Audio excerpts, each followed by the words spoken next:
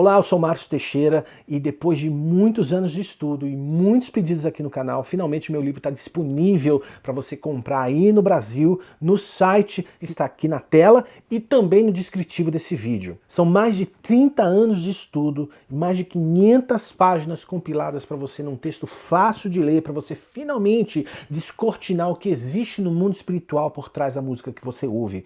Esse é o momento. Não perca, leia esse livro, porque você nunca mais vai ouvir música da mesma forma. Proteja a sua alma.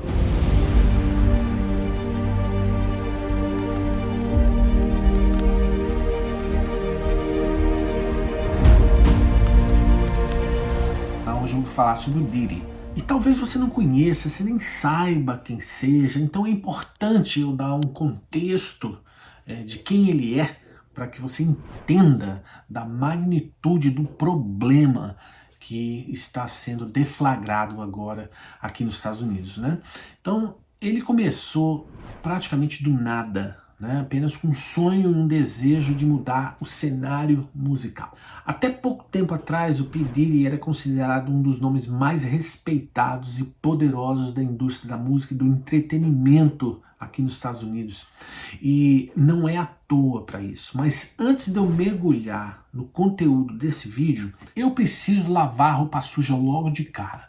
E é o seguinte: a razão pela qual eu estou inserindo esse vídeo dentro do contexto da série do satanismo na música é para mostrar que a influência do diabo na vida de uma pessoa não necessariamente precisa apontar para que essa pessoa pertença a uma seita ocultista ou mesmo que faça parte de grupos luciferianos específicos que cultuam Lúcifer.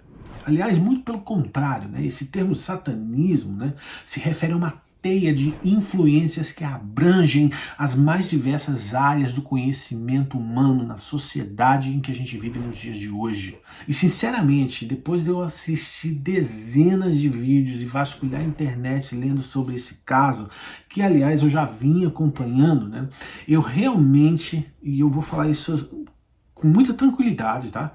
Eu realmente acredito que o Diddy não seja adepto a nenhuma seita satânica, mas certamente eu posso afirmar que ele foi engolido pela volúpia do poder e se tornou parte da liderança dentro de uma indústria, a tal indústria da música que não é governada por ninguém menos do que o próprio diabo em pessoa. Outra coisa que eu quero deixar bem claro aqui para você é o seguinte: deixa eu excluir logo de cara, logo no início, a ideia de que exista qualquer tipo de preconceito racial da minha parte. E antes de você ficar pensando aí, lá veio o crente falar do cara que caiu na desgraça para aproveitar a hype da internet. Deixa eu te falar, esse é um argumento tão pequenininho que a tua inteligência devia te proteger disso. Mas na verdade esse vídeo tem a intenção de descortinar algo muito mais grandioso que está acontecendo nos bastidores e principalmente no mundo espiritual, que eu quero descortinar para você entender o que está acontecendo. E antes de você falar que eu estou fazendo perseguição, deixa eu te falar uma coisa. Dentro da igreja evangélica acontece também coisas ruins, como essa que está acontecendo com o Diddy. Por exemplo, a Flor de Lis.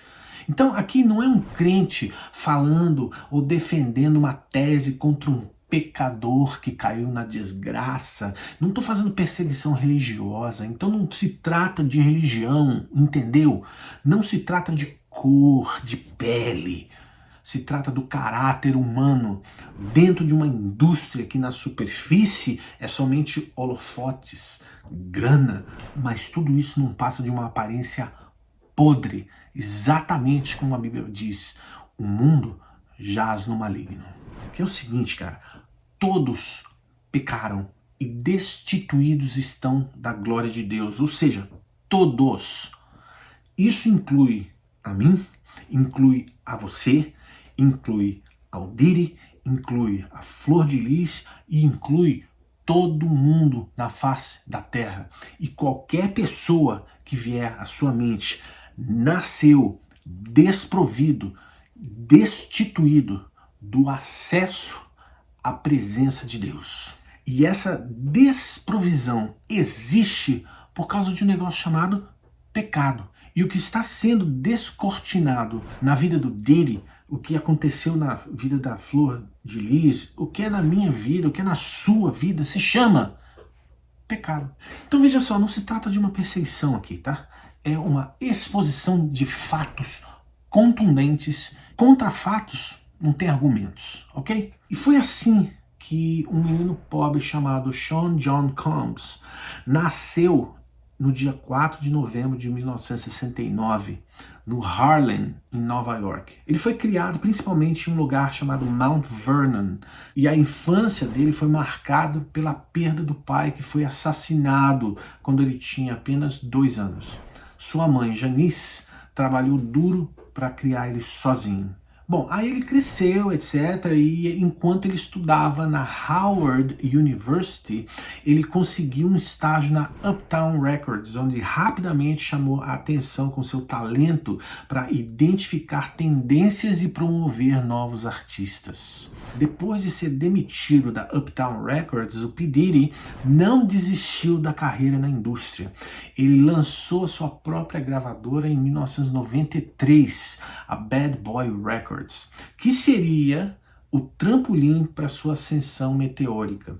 Seu primeiro grande artista foi o The Notorious Big, que rapidamente se tornou um dos maiores nomes do rap. O sucesso de Big impulsionou a Bad Boy Records ao topo das paradas e logo a gravadora estava atraindo grandes talentos como, por exemplo, Faith Evans, 112, Maze e outros, né? O Diddy era conhecido pelo seu instinto afiado para negócios e talento artístico, que fez da Bad Boy um verdadeiro império musical. E ele não se contentou somente em ser um magnata da música, né? Ele expandiu o seu empreendedorismo para outras áreas de business, começando, por exemplo, com a moda.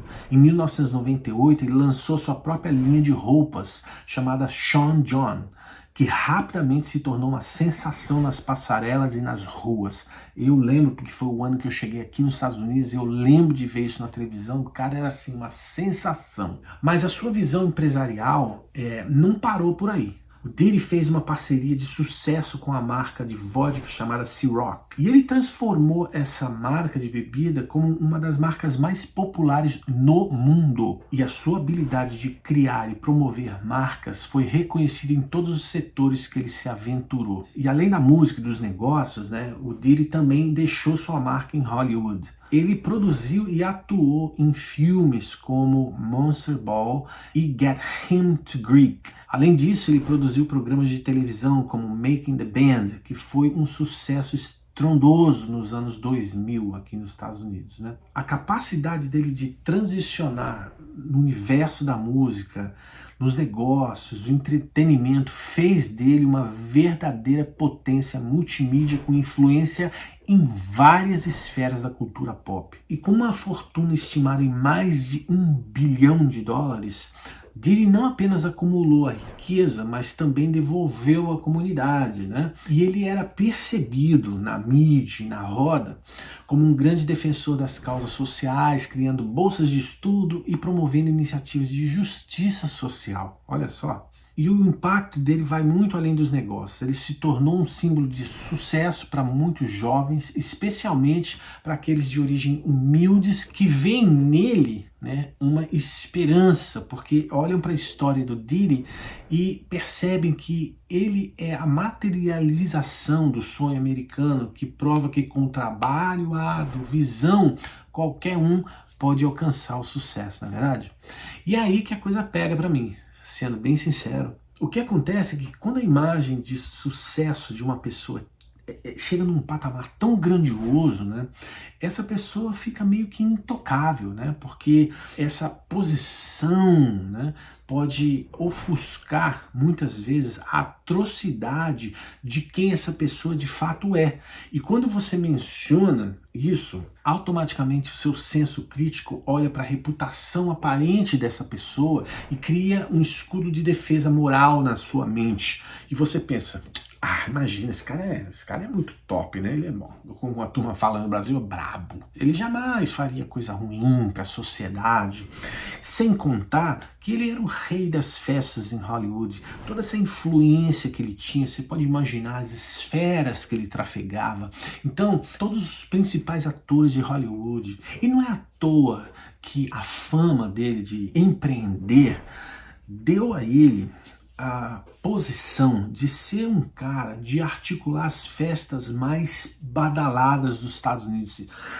Imagina o que é a mais alta sociedade, que é regada a dinheiro, drogas e com os principais atores de Hollywood, todo o jet set da sociedade mais rica do planeta. E ele foi visto várias vezes como um cidadão muito perigoso que morreu há pouco tempo atrás na cadeia depois das acusações sérias, chamado Jeffrey Epstein. Se você nunca viu quem foi esse cidadão, dá uma olhadinha, faz um Google ou assiste na Netflix o documentário sobre Jeffrey Epstein, que era um dos maiores traficantes humanos que já foram detectados aqui nos Estados Unidos. Mas enfim, ele morreu na cadeia, queima de arquivo, essa é a verdade. E eu não quero me estender sobre esse aspecto da vida dele, porque tem muita história, né? Aí tem acusações dele com Justin Bieber, com Usher e vários outros cantores, né? Enfim, você pode fazer pesquisa, você vai achar um monte de coisa sobre isso. E eu não quero ficar colocando aqui, porque no contexto não é nem necessário você se aprofundar tanto nessas questões, mesmo que se envolva celebridades de alto nome, como né, Usher e Justin Bieber, que sofreram pra caramba. Tem um vídeo aí do Justin Bieber quando ele era pequeno, super jovem, porque foi levado para passar um período, para aprender, e isso causou um trauma no rapaz. Enfim, pesquisa, você vai achar muito mais sobre isso aí. Não quero me alongar sobre isso. Na verdade, o Diddy, eu tô falando de alguém que não é só um rapper ou um empresário. Né? Ele é um dos maiores responsáveis pela ascensão do hip hop nos anos 90 e um dos mais influentes produtores da indústria de música nos Estados Unidos. Em outras palavras, o cara manda na indústria, ou se você quiser, a gente pode dizer que a indústria de música está aos pés dele, ou pelo menos estava. E eu achei uma matéria interessante que me levou a um outro documento muito interessante que eu vou mostrar aqui já já. O Diddy foi preso na segunda-feira, dia 16 desse mês, à noite em Manhattan, bairro de Nova York. Cerca de 6 meses depois que as autoridades federais estavam conduzindo uma investigação sobre tráfico sexual. E aí eles invadiram as luxuosas mansões dele em Los Angeles e Miami. Deixa eu falar uma coisa. Eu estive em Los Angeles no ano passado e eu fiz aquele famoso tour das celebridades e tal, e eu passei em frente à casa dele. Eu fiquei simplesmente estarrecido. Eu falei isso no meu livro sobre as mansões de Hollywood e uma delas foi do Diddy.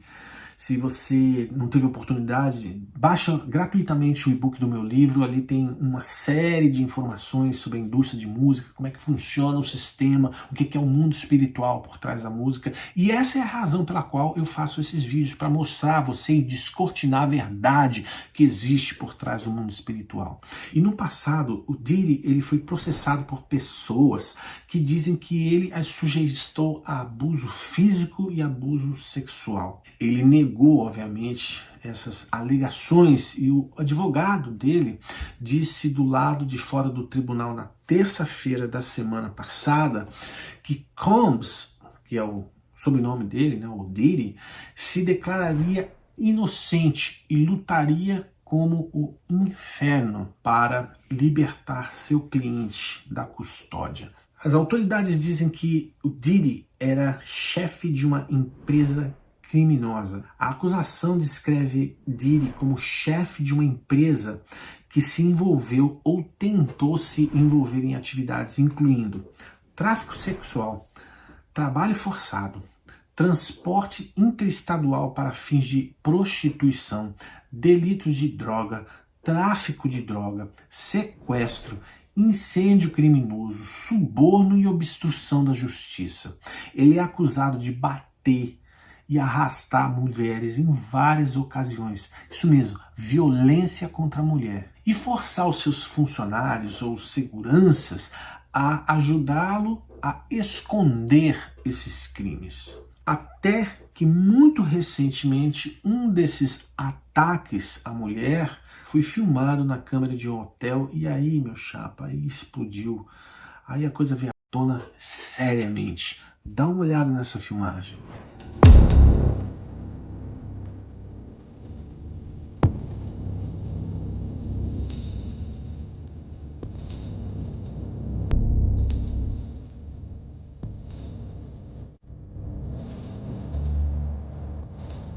E sabe que eu pesquisei na internet e achei um documento que foi feito pelos advogados que tem todas as acusações contra ele. Tá aqui, ó. Achei o documento, isso aqui é público, tá na internet e passei um tempão lendo, estudando o que tá aqui.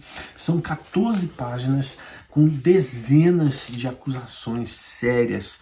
Como eu falei ainda há pouco, mas não limitado, cara, ele é abusador sexual de mulher. Contratação de prostituição feminina e masculina, tráfico humano, tráfico de armas, distribuição de drogas, abuso de poder, manipulação pela sua posição dentro da indústria, espancamento de vítimas, agressão verbal, física, agressão emocional, ameaças das mais diversas naturezas, extorsão, abuso de autoridade como empreendedor e uma coisa muito grave, muito séria, chamada racketeering conspiracy, que significa conspiração de extorsão. Uma conspiração de extorsão é quando duas ou mais pessoas concordam em cometer crimes de extorsão de forma organizada.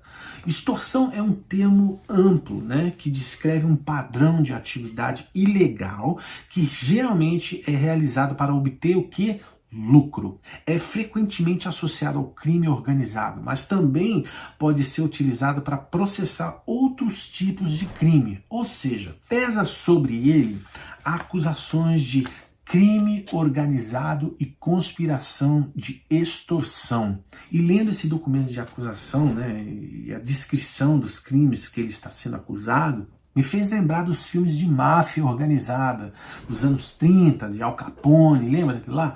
Com uma grande diferença, isso aqui não é um filme, isso aqui é real. Então, não é um crente louco, ortodoxo, falando para você sobre o mundo espiritual dentro de um contexto da indústria de música de um dos maiores nomes.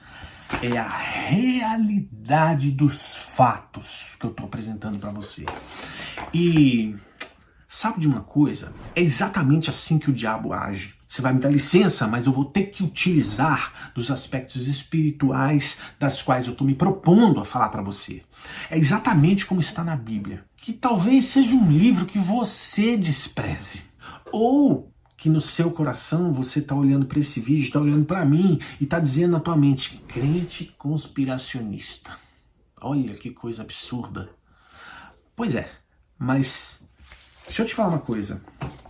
Segurar essas páginas na minha mão não tem nada de conspiração, cara. Isso é a realidade de um documento jurídico que será aplicado em breve dentro de um contexto de uma corte federal aqui nos Estados Unidos. Então isso aqui não é conspiração, isso aqui é realidade. E sabe o que eu acho interessante? Na preparação desse vídeo, eu estava pensando muito em como abordar isso, porque fica muito fácil de fazer um vídeo para enxovalhar o cara e eu não vou fazer isso. Mas eu quero trazer você a pensar o que você acha que é muito legal na indústria de música. Está escrito na Bíblia, no livro de Lucas 12, versículos de 2 a 3, o seguinte: não há nada escondido que não venha a ser descoberto, ou que está oculto que não venha a ser conhecido. Tudo que foi dito no escuro será ouvido na claridade, e o que se sussurrou dentro de casa será anunciado dos telhados para que todos ouçam. É exatamente isso que você está vendo na mídia acontecer na vida do Diddy. Exatamente isso. Sabe outra coisa que o diabo faz com muita maestria? Está escrito no livro de Mateus, capítulo 4.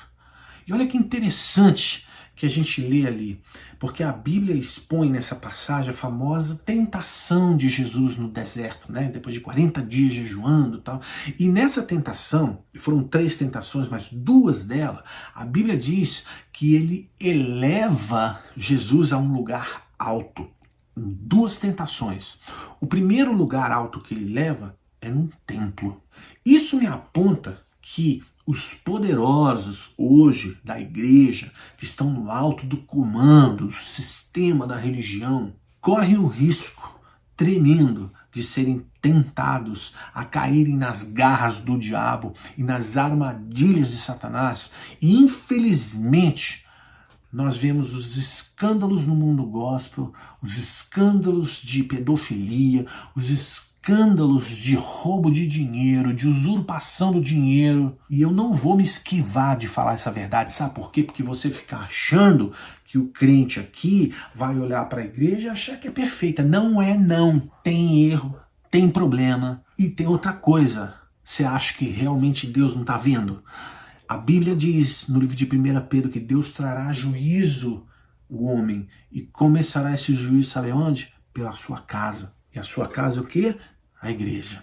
Então não vem dizer você que eu estou protegendo a igreja, porque eu não estou não. Mas é toda a igreja? Óbvio que não, né? Outro local alto que o diabo levou Jesus foi no alto de uma montanha.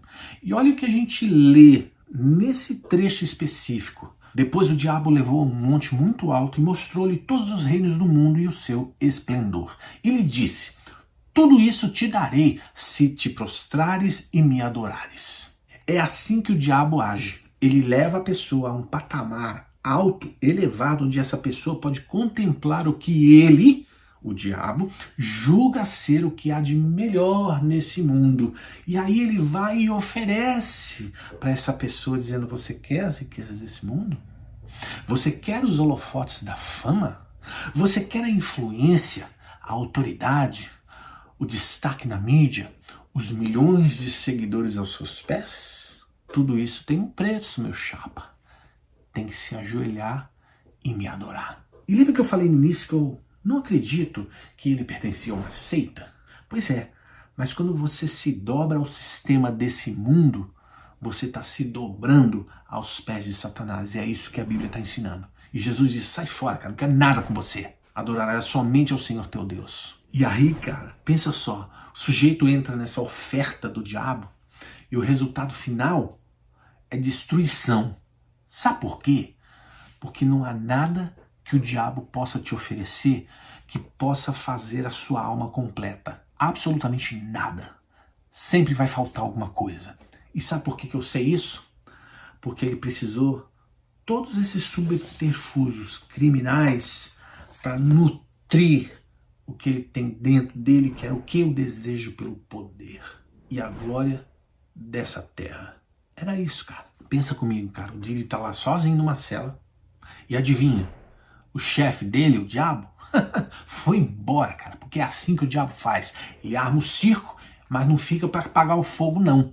Ó, sai fora. Aliás, ele ateia o fogo, dá a risada da cara do cidadão, pensando na cabeça dele, destruir mais um. E sabe como é que eu sei disso? Porque está escrito na palavra de Deus. O diabo veio para roubar, matar e destruir a vida do homem. E é isso que ele está fazendo com o Diri. Óbvio, o Diri entrou porque ele quis. Mas a obra de Satanás na vida do ser humano é essa: matar, roubar e destruir. E sabe o que resta para o Diri? Quantos amigos você acha que estão lá visitando ele na cadeia? Sabe o que mais? Nenhum dos milhões ou até mais de $1 bilhão que ele tem na conta vai poder comprar a liberdade dele, cara. Ah, Márcio, mas aí você tá querendo dizer que ele é culpado? Não tô querendo dizer nada, cara. Mas se ele for culpado, como o documento tá dizendo que ele é culpado, ele tá lascado, não vai ter dinheiro, cara. É corte federal, ele tá encrencado. Agora, nenhum holofote se acende para bater palma para quem ele é. O único holofote que se acende é da própria mídia para enxovalhar o ex-poderoso chefão da máfia da música. Agora imagina comigo a cena do tribunal. O juiz, uma cadeira de réu, onde o Diri está sentado, um advogado de defesa, um advogado de acusação, as testemunhas e o início do julgamento. E o mais importante, sabe o que é? É isso aqui, ó, esse documento. Esse documento é um escrito de dívida. Olha que interessante, né? Como é que pode um magnata, chefe de tudo, ele contrair uma dívida que ele não pode pagar? Por quê? Porque a quebra da lei demanda o pagamento através de uma condenação. Se for comprovado, ele será condenado. Agora imagina, vamos só imaginar, que ele é culpado. Que de fato ele é culpado. Imagina que o advogado de acusação se levanta com esse documento na mão, apresentando na mesa do juiz. O juiz está aqui, ó. Todas as razões pelas quais fazem com que o Diri esteja sentado nessa cadeira na sua frente, senhor juiz, estão nesse documento.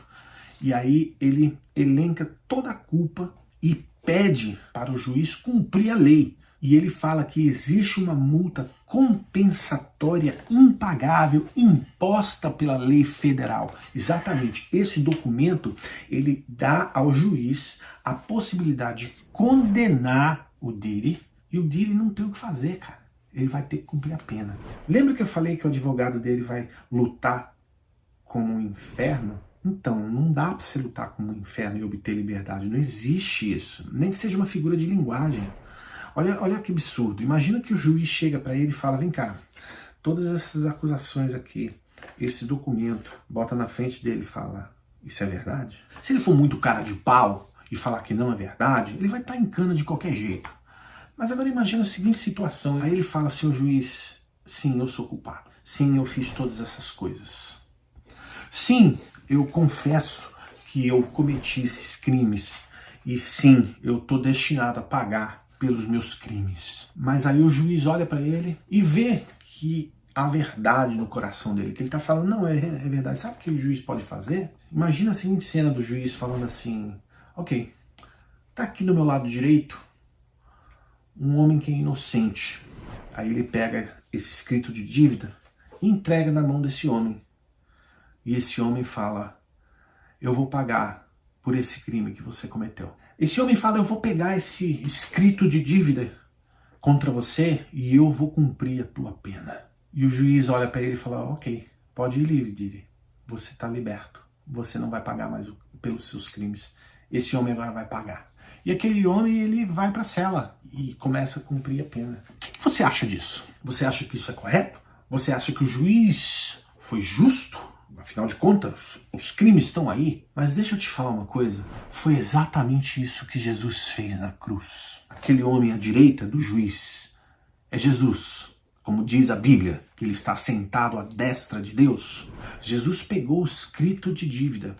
Todas essas atrocidades que ele cometeu foram as razões pelas quais Jesus morreu por ele. Da mesma forma que Jesus morreu pelas suas razões, porque você também tem um escrito de dívida. Sabe por quê? Porque a Bíblia diz que todos pecaram. Lembra que eu falei lá no início? Isso aqui são os escritos do pecado de Diri. Assim como você tem escrito de dívida, eu também tenho escrito de dívida.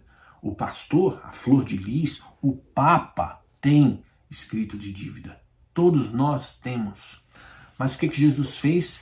Ele pegou os escritos de dívida de toda a humanidade, tomou sobre si e falou, eu vou pagar o preço para perdoar esses crimes. Foi isso que Jesus fez na cruz.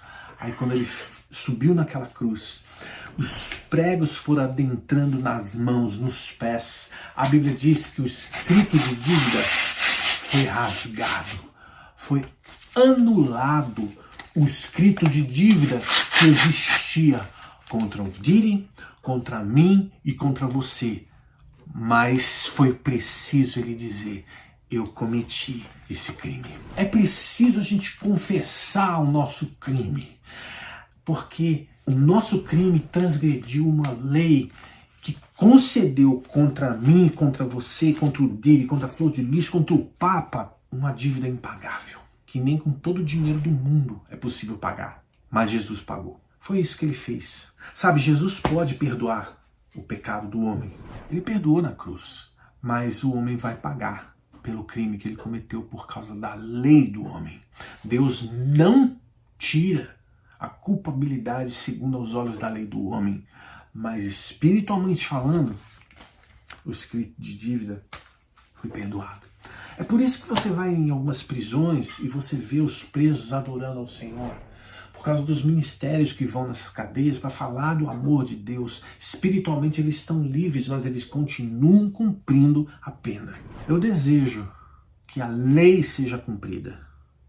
Eu desejo que Deus possa alcançar o Diri nessa situação. Porque sabe por quê? Porque o que é mais louco é você olhar esse contexto e você ler na Bíblia o que está escrito, porque Deus amou o mundo de tal maneira que Ele mandou, Ele deu o seu Filho unigênito para que todo aquele que nele crê não pereça, mas tenha a vida eterna, cara. Então talvez Deus tenha deixado esse tempo todo de atrocidades serem cometidas, mas chegou o tempo de juízo. Chegou o tempo de acerto de contas. Chegou o tempo dele estar sozinho na cela da cadeia. Porque só ali, talvez, ele escute a voz de Deus. Porque Deus teve que tirar tudo que o diabo ofereceu para ele. E às vezes acontece isso com a gente. Deus precisa tirar tudo da gente para que a gente possa ouvir o amor dele, a palavra dele. É um vídeo meio diferente do satanismo da música. Mas para você entender, satanismo não é necessariamente uma seita, mas é o sistema desse mundo. E a decisão de você ouvir essas vozes que estão na mídia, que são celebradas no mundo, é sua. E o que você faz dessa música prende a tua alma. Esse é o tempo de você acordar para a verdade do Evangelho. Jesus está voltando e haverá um juízo. E haverá um encontro. Agora a pergunta que eu faço para você é: o que acontecerá com seu escrito de dívida?